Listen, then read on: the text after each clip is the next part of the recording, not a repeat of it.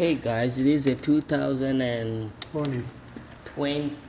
Toyota Corolla and engine block heater location on a 1.6 engine.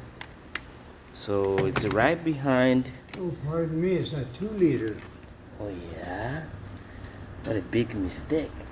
Okay, it's a 2-liter.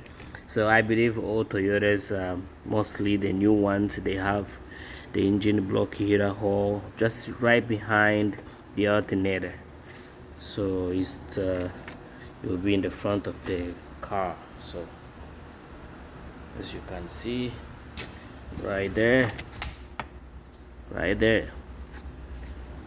Okay, I guess that's, if it's helpful, thumbs up. One love. That is DRC Auto.